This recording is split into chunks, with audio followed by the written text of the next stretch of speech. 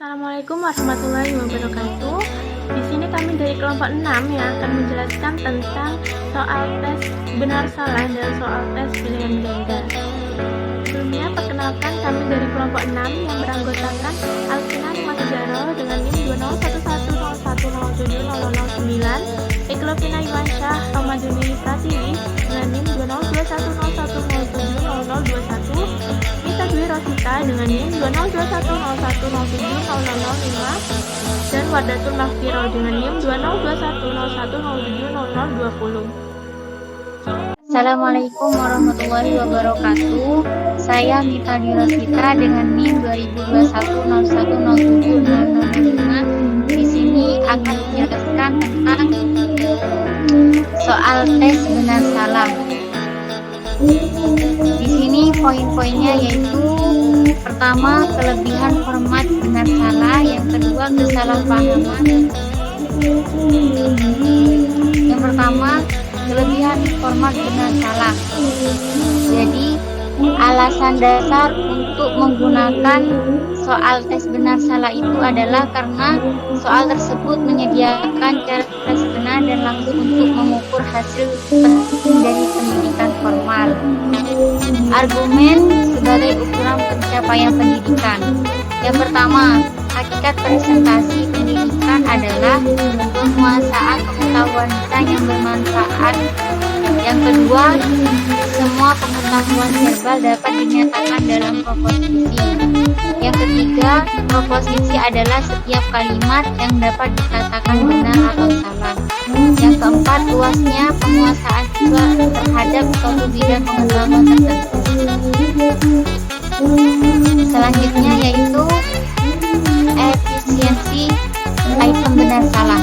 Dibandingkan dengan format item lainnya, item tes benar salah ini relatif mudah untuk ditulis karena kalimat deklaratif sederhana dari jenis yang membentuk sebagian besar komunikasi lisan dan tertulis.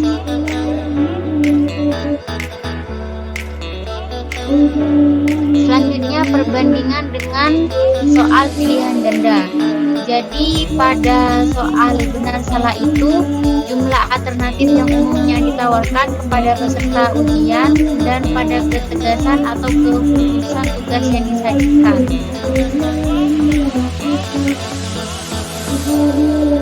Kemudian kesalahpahaman umum tentang soal benar salah. Yang pertama itu dampak menebak. Jadi banyak orang mengalami kesalahan besar yang disebabkan oleh menebak. Mereka itu berkesimpulan bahwa soal tes benar salah itu yang baik tidak perlu dirusak dengan menebak. Yang kedua, biaya ambiguitas. Jadi banyak orang yang sering ambigu. Soal tes benar salah itu ambigu dan kurang signifikan. Yang ketiga, banyak orang yang terbatas pada pengujian untuk detail faktual yang spesifik. Akibatnya siswa itu didorong dan dihargai untuk belajar hafalan informasi faktual daripada untuk pemikiran dan pemahaman kritis. Yang keempat itu efek pada hasil belajar. Jadi kritik terhadap tes soal benar salah itu terkadang menuduh bahwa penggunaannya memiliki efek berbahaya pada pembelajaran.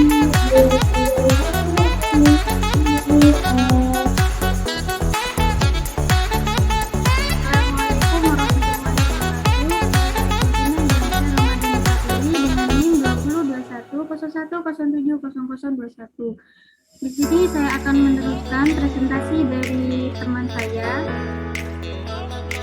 yaitu poin ketiga, menulis item benar salah yang efektif. Di sini ada pedoman untuk menulis item benar salah. Yang pertama, item tersebut menguji ide penting.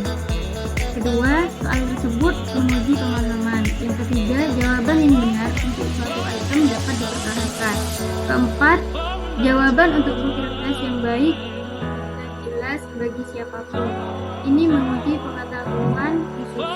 Yang kelima, orang yang tidak memiliki pengetahuan yang sedang diuji, jawaban yang salah tampak lebih masuk akal.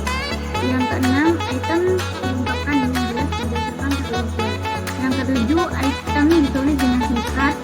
Yang ke-8 atau yang terakhir item tidak termasuk menjadi palsu yang dimiliki.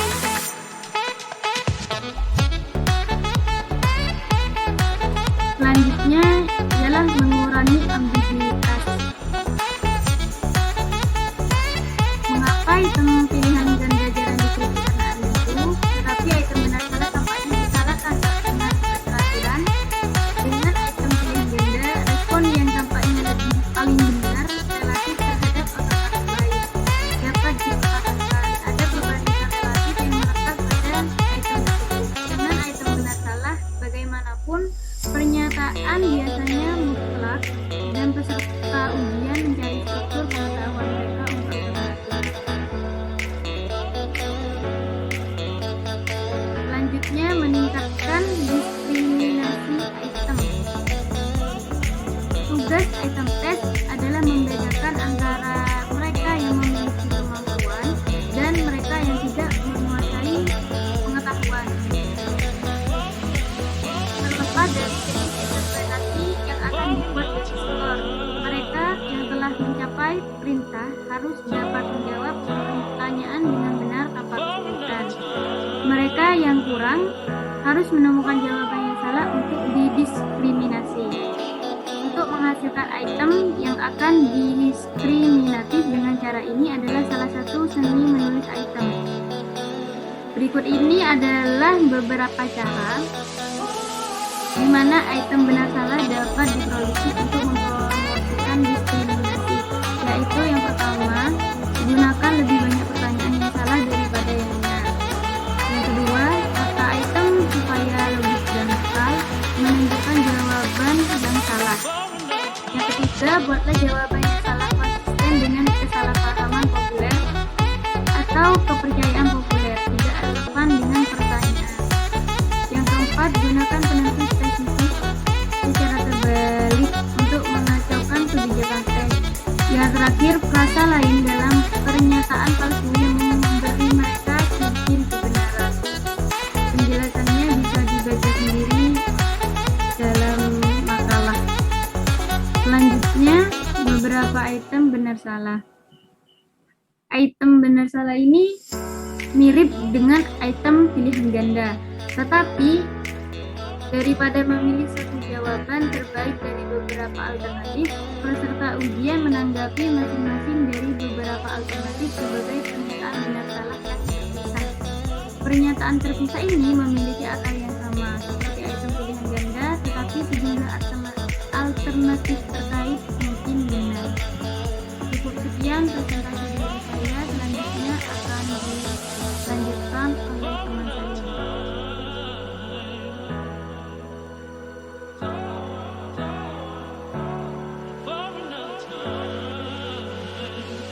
Oke, baiklah, di sini aku mau ngebahas tentang item tes pilihan ganda. Nah, di sini ada 4 yang akan kita bahas nanti. Yang pertama, popularitas format pilihan ganda. Yang kedua, konten dasar membuat item. Yang ketiga, item pilihan ganda.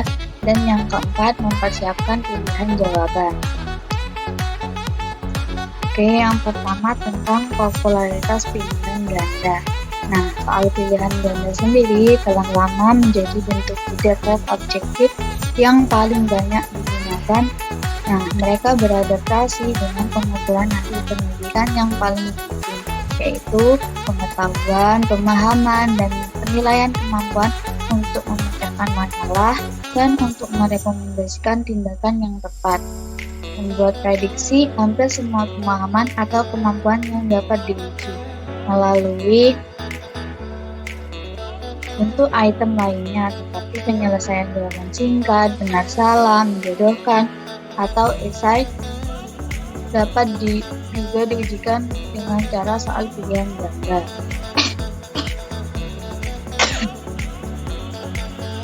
Nah, di sini yang pertama ada produksi versus seleksi eliminasi. Kadang-kadang disarankan bahwa tes objektif adalah tes yang lebih dangkal dan kurang realistis dari pengetahuan siswanya daripada tes esai. Alasannya adalah bahwa dalam menyarankan kemungkinan jawaban kepada siswa, penguji telah melakukan bagian penting dari tugas tersebut. Tapi sebagian besar juga tes objektif yang baik mengharuskan peserta ujian untuk mengembangkan dengan pemikiran kreatif dan orisinal. Dasar untuk memilih di antara alternatif-alternatif lainnya.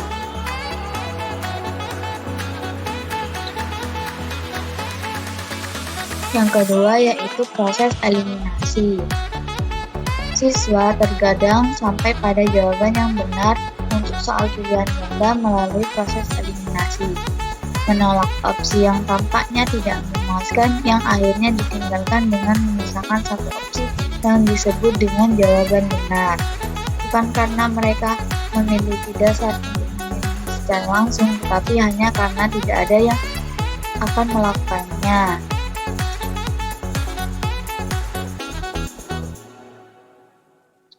Adanya eliminasi ini terkadang dianggap sebagai kelemahan dari bentuk soal pilihan ganda.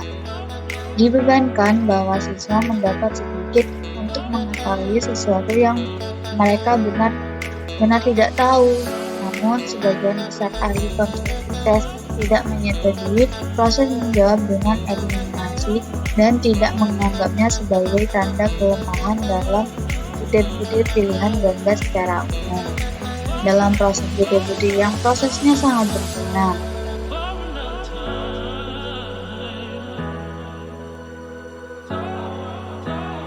Ada dua alasan mengapa proses ini umumnya tidak diselesaikan oleh spesialis tes. Yang pertama, fungsi butir-butir tes prestasi terutama untuk berkontribusi pada ukuran pencapaian umum dalam suatu bidang studi. Mereka tidak dimaksudkan terutama untuk memberikan inventaris tentang bagian-bagian tertentu dari pengetahuan atau keterampilan yang dimiliki siswa. Yang kedua, pengetahuan dan kemampuan yang diperlukan untuk menghilangkan alternatif yang salah dengan tepat dan biasanya terkait erat dengan pengetahuan atau kemampuan yang diperlukan untuk memilih alternatif yang benar. Nah, yang kedua itu tentang konten dasar untuk membuat item pilihan. Yang pertama yaitu penggunaan item esai opsional menggunakan perbandingan skor antar individu. Yang kedua, penggunaan butir soal esai pilihan biasanya berkontribusi terhadap penurunan variabilitas skor tes. Yang ketiga, penggunaan item esai opsional biasanya mengakibatkan penurunan reliabilitas nilai ujian. Nah, untuk mengembangkan butir soal pilihan ganda berdasarkan proporsi seperti itu, maka perlu 1. Merumuskan pertanyaan atau pernyataan tidak lengkap yang secara jelas menyertakan pertanyaan atau item term. Yang kedua, berikan jawaban yang dapat diterima oleh pertanyaan, menyatakan dalam beberapa kata yang dipilih dengan baik. Yang ketiga, menghasilkan beberapa jawaban yang masuk akal. Mungkin itu aja yang bisa aku sampaikan. Untuk bab 3 dan 4-nya akan dilanjutkan. Terima kasih. Assalamualaikum warahmatullahi wabarakatuh. Perkenalkan nama saya Kinalimantu Zahro, NIM 20110107009. Di sini saya akan menjelaskan tentang item pilihan ganda. Nah, item pilihan ganda ini ada dua, yaitu yang pertama fokus pada relevansi dan yang kedua fokus pada kejelasan. Nah, untuk yang pertama fokus pada relevansi ini, ketika item yang tidak relevan dalam berkontribusi pada tujuan pengajuan, pertanyaan yang disajikan relatif tidak dapat diandalkan. Item sampel yang mengikuti teknik yang buruk untuk memilih item pilihan ganda. Item pilihan ganda harus mengajukan pertanyaan yang memiliki jawaban yang pasti. Pertanyaan yang tak tentu dapat memberikan topik yang menarik untuk didiskusikan, tapi tidak membuat item yang baik untuk menguji pencapaian. Nah, untuk yang kedua, fokus pada kejelasan. Setiap alternatif jawaban yang ditawarkan Dalam butir tes pilihan ganda harus sesuai dengan pertanyaan yang diajukan atau tersirat oleh batang butir soal. Penulisan butir soal yang ceroboh dan gesa-gesa terkadang dapat mengakibatkan pencantuman pilihan jawaban yang tidak tepat. Selanjutnya, mempersiapkan pilihan jawaban. Nah, mempersiapkan pilihan jawaban ini ada 4. Yang pertama, mendapatkan distraktor, yaitu untuk membedakan antara siswa yang memiliki perintah dari tubuh pengetahuan tertentu dan mereka yang tidak. Maksudnya di sini yaitu untuk membedakan antara siswa yang memiliki kayak kemampuan gitu atau kecerdasan dan siswa yang kurang memiliki suatu kemampuan atau kurang cerdas gitu. Kemudian yang kedua, berusaha untuk kejelasan. Jawaban yang ditawarkan dalam butir tes pilihan ganda harus sesuai dengan pertanyaan yang diajukan atau tersirat oleh batang butir soal. Untuk yang ketiga, mendapatkan efisiensi. Kebutuhan struktur paralel antara batang dan respon terkadang membutuhkan tanggapan dimulai dari kata yang sama, tetapi kemungkinan harus dipertimbangkan. Dan yang terakhir yaitu yang keempat, mengurangi kompleksitas. Telah populer untuk mengelompokkan pilihan jawaban dan meminta peserta ujian memilih kombinasi yang benar dari pilihan item tersebut. Selanjutnya yaitu taktik spesifik yang dapat digunakan penulis item untuk menghasilkan distraktor yang baik. Dan di sini ada 3. Yang pertama, tentukan kelas hal-hal yang harus dimiliki semua jawaban alternatif. Dan yang kedua, pikirkan hal-hal yang memiliki hubungan dengan istilah yang digunakan dalam pertanyaan. Untuk yang ketiga, jika membutuhkan jawaban kuantitatif, buat tanggapan jelas berbeda poin sepanjang skala yang sama. Sekian penjelasan dari kami, kurang lebihnya mohon maaf. Wassalamualaikum warahmatullahi wabarakatuh.